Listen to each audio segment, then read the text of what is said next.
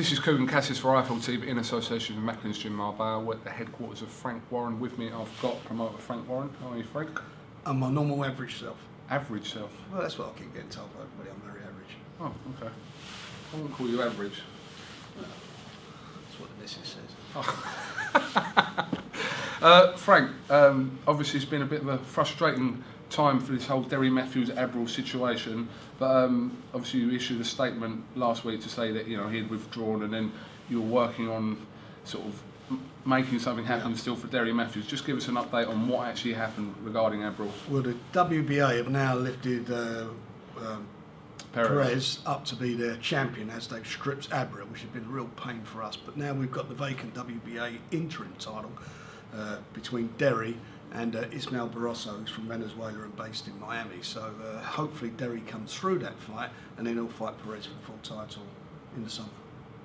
So obviously, you know, Derry Mathews has had to sort of go through this over the last sort of 3 months, and you know, what sort of position is he in? He's obviously still up for the fight this Saturday night because he knows that there is still a world title at the end of it. Well, I think it's a terrible position for him to be in, because it's twice it's happened with Abal. So he's trained for that style of fighter for probably now 4 or 5 months, because obviously it got postponed before. And to suddenly have a different opponent put on you, his style is totally different. You know, this guy's a big puncher. He's got a good knockout ratio. He's had 19 fights and knocked 16 out. So he's a banger. So it's a totally different fight for Derry. But you know, he's got to get himself. He's got to lift himself. And fingers crossed, he gets into this fight and he wins the interim and gets the shot at Perez afterwards. It is difficult for him, but you know, unfortunately, as they say, it's boxing. How stringent are the WBA with regards to an interim champion? Because we've seen people like Martin Murray been interim champion for quite a long time, and you know, before he's had a shot at the full title. So how do you anticipate this going with Derry? Well, we've been talking to Gary Shaw, who's got Perez, and he's indicated that, you know, he'd have no problem making the fight. So fingers crossed that shouldn't hold us up, provided he's got to get over this guy first of all, Barroso, which is, as I say, is a tough fight for him. Yeah, was there any talk, Frank, of Derry possibly fighting for the full version of the title this Saturday, or because Perez was already elevated, was that never an in question? No, Perez is not ready, which is unfortunate. We did speak to Gary Shaw, but he won't be ready for Saturday, so we're moving ahead with the interim title. Okay, but it's still a cracking card this Saturday. Liam Smith on the bill, Joe Saunders, and the likes of that still on the bill, so it should be a big night in Liverpool. Yeah, it's a cracking fight. So Liam's got Romero, and you've got Joe Saunders in the comeback fight, and also you've got Ian Butcher, who's fighting for the vacant British flyweight title against Luke Wilden. That should be a decent little scrap. And Josh Lever's out again, Macaulay McGowan, and amongst many others, Stephen Lewis, who I quite like. This should be a decent show. It was a big night on BoxNation Saturday night. We saw Andy Lee and Peter Quillin in quite an interesting contest. Obviously, Quillin didn't make the weight, but they battled to a draw. Where does this leave Billy Joe Saunders? I think that's what everyone wants to know. Well, he's in a unique position. He's got, obviously, he's the mandatory to Andy Lee, and I think the WBO are going to write to all the parties today to tell them we've got to get that on as quickly as possible. And he's also in a position where there's a great rematch between him and Chris Eubanks Jr. So that's where we are, but he's indicated, Billy, that he wants to go straight to the Andy Lee fight. So we will get together with Adam Booth when he gets back from the States and make it happen.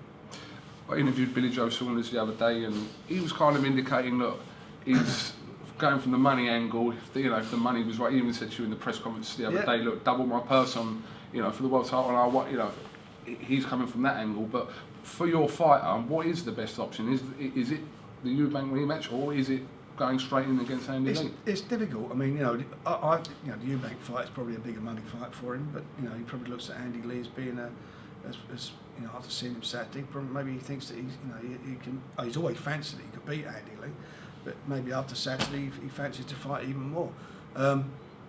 It's a difficult scenario. It's, you know, like all things, everything has a price. And sometimes that, if it's too much, it doesn't work for anybody. I mean, you can pull numbers out the air, but at the end of the day, you know, you can only deal with what you feel you're going to take on the gate and what you're going to take from TV revenue. And if it doesn't work, then it doesn't work. And if some people are not reasonable, then you're never going to get those type of fights on. So I've got to deal with at the moment a fight that I can get on, and the fight I can get on is one with Andy Lee. Did the WBO ever discuss a rematch between Lee and Quillin as they drew, or because of the weight situation, did that sort of come out? That's not happening. They're going straight. That was not the understanding what we had, and it's not Billy Joe Saunders' fault, and it's certainly not Andy Lee's fault that Quillin didn't make the weight. He obviously struggled to make the weight in a bad way. I'd be very surprised if he continues to fight a weight after that. He 2 trips to the scales and still couldn't do it, so that's not going to happen. Okay. It's been, since the start of the year, there's been some huge fights on BoxNation from abroad and also over here, but the abroad fights, you started off the year with Stavern Wilder for the WBC heavyweight title, and like I said, it's been continually getting bigger fights. We've got Klitschko, Jennings, Golovkin, they're all coming up in April and May. So how has this year gone, Frank, BoxNation wise? Is it all going well and to play? Yeah, we're very pleased. Contrary to what the misinformation that certain people put out about BoxNation, thankfully the last 3 months, so it's January, February, March, we've actually got into making a profit, which is brilliant. So it means that the subscriptions have stabilised. When we first started out, quite rightly, because you had a big show on, then there was maybe smaller ones, it sort of was a bit of a pattern like that. If you look at a graph, that's how it's now stabilised. We've got a customer base of nearly just under 500,000 people, and we're quite proud we've got that. It's made up of active monthly subscribers, and then there's which are the real die-hard fans who watch, like to see the stuff from the States and obviously the things that we put on. And we get bigger numbers, obviously, when another show. People resubscribe, some people dip in and out, especially for the big shows. And obviously, we do a lot of market research to see what's happening with our subscription, to see, how those patterns emerge. And we sort of pretty much got a handle on that now. It's event-driven, mostly event-driven. As I say, some of them come in for specific boxers as well. So. We've done really well in the past. There's been a couple of events where we've had over 300,000 people reinstate. So that tells you, that the market's out there for it. But what our competitors say is, and keep our detractors, or one detractor says, there's a lot of contradictions there. I'm sick of hearing we can't build stars on BoxNation. Tyson Fury and Chris Eubanks Jr. both come off of terrestrial TV, Channel 5. Since they've been on BoxNation, they've done really well. Billy Joe Saunders has had his whole career more or less on BoxNation, and they have become quite big stars in the world of boxing. Even Quigg-Frampton came on, we had him on for a couple of shows. He sort of built himself up, and Terry Flanagan's done brilliantly. He's put himself into the #1 spot for world title fight. So from our point of view, that model works. There's no doubt about that, and it certainly works with bringing youngsters through. We've got some really good young fighters coming through, and it'd be a big list for me to go through them all. But there's quite a few young guys coming through, and I think they're going to be turning into big household names. And what's going down is people, I suppose our opposition talk about pay-per-view, and I don't understand why. For the life of me, Sky TV are doing 2 pay-per-views in 1 month. There's no doubt that Mayweather v Pacquiao is a pay-per-view fight. It fits the pay-per-view model. It's the biggest fight to take place in God knows how many years, biggest fight this decade, and you understand that the monies they want and they want to generate, it goes pay-per-view, and we were very close to actually getting that fight. It's quite a tight race between us and Sky. And in fact, it took the promoters in America nearly 6 weeks over the date for making their decision, so that's how tight the race was. But when you talk about what's coming up now, Kell Brook and Frankie Gavin. 1 minute it's being said Frankie Gavin is not all that. He has no appeal. Next minute he's a pay-per-view fighter. I don't know how that works. 1 minute that Frankie Gavin's been on the outside looking in, when in fact Frankie Gavin won the British Commonwealth title. We got him ranked into a situation where he had a final eliminator for the world title. Unfortunately got beat, and come back and had a couple of, come back with a good win. And then we parted company because we couldn't satisfy what he wanted, and I was not prepared to pay that type of money out. But suddenly he's a pay-per-view fight, and I don't see how that's good for the game. 2 pay-per-views in 1 month's not good, especially when Sky have put their monthly fee up by £4. I think it's £4 if you want a package now. They've put out £4. because of the football, and they've lost the Champions League to BT. So all in all, that to me doesn't make sense, and I get the feeling again we're going to go back to what happened with me, with back in the old days with pay-per-view on Sky, where we were putting shows on. There were 3 or 4 promoters that they had deals with. The maximum rights fee you could get for a show was between 100 to 120 grand. So it didn't work. You couldn't make big world title fights because that's all you had to play with. So you had to do pay-per-view shows. And that's why we did the Magnificent 7 show. We put it on there, and that was the only reason. Not because it was a pay-per-view model, because all Sky were willing to pay was 120, or you roll the dice and see what you do with pay-per-view. Then obviously because of the David Haye, Audley Harrison and Klitschko fights, it all went down the pan. And that's why I left. And a lot of people, not a lot of people, our opposition said pay-per-view, it's not a model that works, it's no good, it shouldn't be happening. Now everything's pay-per-view. I mean, let's get it right. Was Tony Bellew and Nathan Cleverly, who both lost their title fights, is that a pay-per-view model? No, it's not. Is this good for the game? Time will tell. I may be wrong, but my experience tells me that you can only go to the world so much, and I don't think it does boxing any favours when they're doing that. I think the Kell Brook and Frankie Gavin show is a good show. They've got some good fights on there, but it's not pay-per-view, and I think that's going to do some damage to the business. And our numbers, we had a Barb figure that got put out for a show that we did, and it was they were crap numbers. But what they did, we got 2 channels.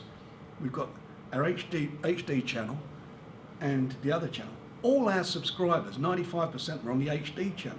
They took our numbers off of the 437 channel. All our live shows, as you know, go on a Saturday night, go out on the HD. That's where people watch their boxing. So those figures were just rubbish. I mean, it's just ridiculous that anybody can even think that. How would this channel survive if it had 4,000 people watching it? 4,000 times 12 quid is 48 grand a month. We all know what boxers get paid. How would that work? It's an impossibility. So, this stuff that's being put out to fighters to tell them not to sign with us or to go elsewhere, it's just ridiculous. The whole show they did up recently on Sky, there was 52,000 people watched that, if you want to look at Barb figures. Then the show before that, or a week before, 60,000. Much, much, much less than our existing subscribers number. It's just ridiculous. And I say, we must be doing something right, because Tyson Fury's suddenly become number 1 in the world. Terry Flanagan is number 1. Derry Mathews has got a world title fight. Paul Butler unfortunately got defeated, but he got him to number 1, and they were getting good numbers on our channel. They were doing really well. So, it's a great shame, that people come out with this rubbish and put this stuff in other people's minds, hoping that we're foul. And I just don't get it. Let's get it right. If we didn't have BoxNation out for 12 quid a month, it's not for one fight, 12 quid per month for everything, you would be paying, the boxing punter would be paying 20 quid a pop to watch one show. Take Mayweather out. But that's what would be going on, and that is outrageous. And then the other stuff that doesn't sell, the 50,000 ones, that would be doled out, and I don't think that's good. And if that's the way boxing's going, everything's going to be pay-per-view. It's wrong. Pay-per-view should be about the premier boxing. Should be the Wimbledon or the Grand National or the Cup final or the Champions League final of boxing. And some of these shows are just not that, and it takes. And I think the end result of that, it won't do us any good. Your model on BoxNation works out, like I said, £12 a month. As your channel grows in the coming months and years, is that an option of a pay-per-view thing that you would consider? Well, we have done pay-per-view. Yeah. We do give people the option. When we've done a couple of shows where you can buy in for one night or you buy for the month. I think you've done it with Danny Garcia fight. Yeah. So you have the option to do that, but that's your option. Mm. So if you're paying your 12 quid, you've got the fights anyway. That's every single show. Every show. So it's every show you can buy pay-per-view. You can dip in if you want to do that for the one fight. People have got options with us, and you're not signing up no long-term contract where you sign a contract, it's 1 month. It's not 3 months. It's no big get-out clause. Not like a lot of people operate. There's none of that with us. We are what we are. We give people the option. You either watch us or you don't. And touch wood, at the moment they're watching. So I'm pleased about that. Okay. There's plenty of stuff obviously coming on BoxNation in the next sort of couple of months. Like I said, we mentioned Klitschko and Jennings. They fight, I think, 25th of April. Golovkin fights in May, I believe, as well. So you've got the Prorodnikov and Mathews fight. Yeah. So, like I said, there's plenty to keep the viewers. And we've got the domestic stuff. We'll be announced. We've got the main night show. We've got quite a bit coming up, and we've got 2 stadium shows we're doing. We're doing a stadium show in late June, early July, and we're doing a stadium show in September. So there's going to be 2 massive big events taking place on BoxNation involving British boxers. Okay. Has there been any update with this Tyson Fury and? We're still in negotiation. I think till the Jennings fight is out the way. I mean, we're doing a lot of talking, but until that's actually done, I think then we'll all know where we are. And then obviously everybody have to focus on that fight because the WBO is saying that Tyson Fury's got the fight, and that'll get our mind on it. Can you give us an update on what's going on with Derek Chisora, Frank? Derek, I'm hoping, will be out again in June. He had quite a bad eye injury, and hopefully he's got over that. I'm seeing him this week, and we're going to sit down and talk about a couple of options. Okay. And he obviously, but he's got to get himself. If he wants to get himself back in the game, he's got to fight a fighter that are getting back into the game. But he seems pretty. Derek's a fighter. He's a warrior. But just see what's left. I don't want him becoming a journeyman type of fighter. So it's like go for a fight, and if that works, it works. If it don't, then I'll advise him to call it a day. I believe you sent a tweet out the other day saying that he would fight David Price in Liverpool. Well, that's a cracking fight, isn't it? The two of them. I think that's a good domestic fight. They both had their setbacks, and the winner will establish himself and get himself back in the game, and the loser, who knows? But that is the type of fights that we want to deliver to the fans. It's a good heavyweight fight. Absolutely. And obviously Paul Butler, since his defeat, have you spoke to him about when he will make a return to the ring? I spoke to, we've had a chat, and he'll be out sometime in June as well. I want to get him back in the game. He's a quality young fighter. I've got a lot of regard and respect for his abilities, and I think that it just wasn't his night against Tetty. He was totally outclassed on the night, and maybe we all took it for granted, and me, especially me, that it would be an easier job. He just couldn't. He never had the key to unlock the style. He never got to do the things that we thought he was going to do on the night. But he's a young man, and he can learn from that and come back. At least it wasn't a terrible beating he got. I mean, it was quite a bad knockout. But he's young enough to come back. He's a sensible kid. He's a smart kid. So I do think he'll get himself back in the game. Okay. Excuse me. Is there anything else, Frank? Well, I've seen there's a lot of stuff being said about me criticising Anthony Joshua, and I wasn't criticising Anthony Joshua. I mean, I've got a lot of regard for him. I think he's a real great talent, and it's no secret I really wanted to sign him at one stage. I just feel that he needs to be stepped up now. I was asked a question. If I'm writing a column in a newspaper, I write a column in the Independent and in the Eye, and if I'm asked that question, then it's about boxing, and I'll answer it honestly. At this stage of the game, he should be stepped up, and I'm sure he wants to be stepped up.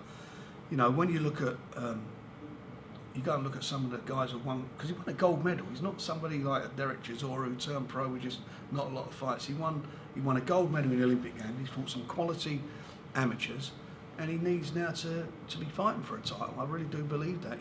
You look at Tyson Fury. I think he won the English title when his 10th or 9th fight, whatever it was. And he's only a year older than him, and now he's in the number 1 spot. And I noticed that Anthony's number 7 now in the WBC. A couple of fights, he might wind up in a number 2 or even a number 1 position. Who knows? But moving up there, he needs to. I feel he needs to be stepped up, and I feel he needs a challenge. He's an exception on fight. It wasn't a criticism of him. It was, and he actually interviewed. I see somebody showed me. He said, "What would I do if he was my fighter?" I tell you what I'd do if he was my fight. He'd fight for the British title now. If you can't win a British title right now, then it's a bit of a worry, isn't it? Do you not think? I think so. He should be. That's where he should be. At least a British title, maybe a European. You just look at guys. What he's don't want him to be in danger is being Audley Harrison. He's a much better fighter than Audley Harrison. But Audley Harrison won a gold medal, and Audley Harrison chose not to be stepped up. I don't believe that Anthony's the same. I think Anthony is a real big fighter at height, and I think he's ready to do these things now, and I think the public want to see that. Well, 11 fights so far in his career, and I'm sure at some stage this year that will happen. So. Well, it should happen, shouldn't it? It should be the next fight. That's the truth of the matter. As I was asked the question, what would I do? That's what I would do. Well, he's due to fight May the 9th and also at the end of the month in May against Kevin Johnson. So, Kevin Johnson, you'd have to consider that a step up.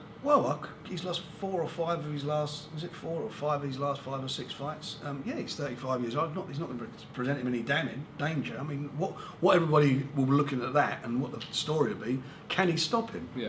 Of course he can stop him. If he hits him, he can punch. We all know he can punch. No one else has stopped him before that. Well, but he's 35 now, and like all these guys, there comes a time where somebody's going to get stopped. And just get it right, the Olympic gold medalist, you'd be very disappointed if it wasn't stopped. But that's not it. The good thing that might come out of the fight, if he doesn't stop him, we'll see what he's like with 10, doing 10 rounds. So that's quite interesting. And let me tell you, I'm a fan of Anthony Joshua. Yeah. I'm not a downer on him. I'm not criticising him in the slightest. I was asked a question: should he be fighting for a domestic title now? The answer is yes, a resounding yes. He won the gold medal. Okay. Right. Anything else you want to get? No, not just on his chest. It's just interesting. I don't want to. I don't want to be seen to be, getting, having a pop at it. It's not having a pop. The thing is, when you're writing a column, I don't just sit there and write. It's in response to questions that are asked. There's somebody say, "What are we doing this week?" Well, this is the topic this week, so I'll give my views on it. Yeah. They're not always right, but they're my views. It's not having a, having a pop at him, and I want to really make that clear. I'm not having a pop at Anthony Joshua. I've got a great respect for him as a fighter. Great respect for him as a fighter, and I like him as a fighter. I tell you, I like as well Mitchell Smith. Did you see that knockout? I think that knockout's done the rounds. That was something special, wasn't it? Yeah. So him and Frank Buglioni getting themselves together. I want to see Frank in a title fight as well at the end of the end. And Liam Smith, as I mentioned earlier, I want to see him. He will have a big year this year. And the other one is Liam Walsh. He's gone right under the radar. Again, like Liam Smith, lots of injuries. But he's a quality young fighter, and I really do think he can definitely win a world title for us. I think he's a cracking fighter. Okay. Your show after the 18th this week will be May the 9th. Yeah. Wembley Arena. Yeah. Saunders and Eubank still fighting. I was going to say Teddy Sheringham, but it's Les Sheringham. No, Les Ferdinand. No, he's at the moment. I think it is at the moment. We're just waiting for some confirmation of some stuff today, so we'll see what happens. No chance of the Spike O'Sullivan fight for that, though? No. He priced himself out of it. Absolutely priced himself out of it. It's just ridiculous. I mean, people can call for fights, and it's easy to make fights. It's really easy to make fights if people want the fight and you're reasonable with the money. When people don't want fights, they price themselves out, and that's what's happened there. He priced himself out of the fight. Every time we talked to him, it went up and up and up, and unfortunately, that's not where we are. It would have been. I think it would have been a good fight to put on, but we tried hard as we could. At the end of the day, the books have got a balance. Let me ask your opinion on the whole Quigg-Frampton situation. What have you made of that? The truth of the matter is, that there's a Sky. Eddie Hearn or Matchroom have an exclusive contract with Sky, so there's no way they want to do a joint promotion. That's why he's made that offer he's made. Was he made him an offer of £1.5 million? 1.5 million. Well, let's assume that's a true offer. So I hope the other guy's getting the same if that's what he's offering. So he's basically saying to Barry McGuigan, "You're out of it. This is what I want to pay your fighter. You question your manager and promoter why he's not doing this." And Barry McGuigan's saying, "No, it's got to be a joint promotion, or we're not going to do it." And how do you go back to ITV and say to ITV, sorry, you've just done that fight and you're out? Because there's no way ITV are going to pull money up like that. It's just not going to do it. It will not work with ITV. Frighten the life out of you talk about fees like that. So the only places that fight can take place are either on Sky or on BoxNation. We're not in the picture because we obviously got no arrangement with either of the fighters. So it's a fight that should happen, the business calls for, but it needs to be, if they're really serious about doing it, then some people have got to step back and say, hang on a minute, this is not just about me, this is about, the fighters. Is £1.5 million a sufficient offer to Quigg-Frampton, considering that Scott Quigg would be unaware of his purse going into the fight? He's not guaranteed a £1.5 million. Why is that? Because that's what was said, that Quigg-Frampton was offered £1.5 million for the fight. Scott Quigg, obviously, his purse would be dependent on pay-per-view figures and buyers. That was openly said. That's not something. I find that strange. Why should he? Why is he? He's got to be the gambler. Yes. So Scott Quigg got to gamble. He's got to roll the dice, while the other fellow may walk away with that money. Yeah. I think Frampton's. If I was Scott Quigg's manager, I wouldn't go for that at all. That would not. I think Scott Quigg's attitude to it was just he wanted the fight regardless of whatever. That's again what we talked about earlier. If that's his attitude and he's saying, right, I don't care, I might wind up with, a very small purse, then great. But he might think the prize is beating Quigg-Frampton and adding that to his resume. I can understand that, but from a business point of view, if I was his manager, I wouldn't advise him to do that. He needs to be paid for what he's doing. Regarding the £1.5 million, I'm quite sure that £1.5 million could satisfy Barry McGuigan and Quigg-Frampton. If he's got a promotional deal with him, then out of that £1.5 million, he should pay Barry, satisfy Barry McGuigan and make it on, get on the show. Just to point out that a 60, I think that's all right. A 60-40 to the winner and a current promotion was offered, I believe that was turned down originally before the 1.5 million. Well, that sounds reasonable, doesn't it? Yeah. That sounds reasonable, but you've got to ask why they're not making it. That to me, if somebody's saying to you, the winner, you're going in there, you're rolling the dice, Quigg's prepared to roll the dice. Worst way is getting 40%. That's great. Whoever the loser gets, he's willing to do that. At least he knows he's going to get 40%, whatever the prize is. Whereas the offer they made at the moment, they got to hope that what they're talking about doing this in June, July 18th. July. So another pay-per-view 6 weeks after the last pay-per-view. I tell you what, how many times are you going to keep going to those customers and saying you've got to pull that money up? That's hard work. That's hard work. I mean, if I was Scott Quigg's manager, I'd say no, I'm not doing that. I want guarantees. And Barry McGuigan and Matchroom should get their heads together and do it. If the fans want it, then go and do the fight. We shall see what happens. All right, Frank. Okay, mate. Well, listen, thank you very much for talking to IFL TV, and I'm sure we'll catch up with you in Liverpool this week. Lovely. All right. Thanks, my son. Arsenal doing well, aren't they? 8 wins on the spin. Now, what's going on? Giroud's playing well. You kept saying Weger's got to be out. I never said that. Actually, while I was having a prawn sandwich in your box, I never said that. This is Quillin Saunders for IFL TV. Thanks for watching.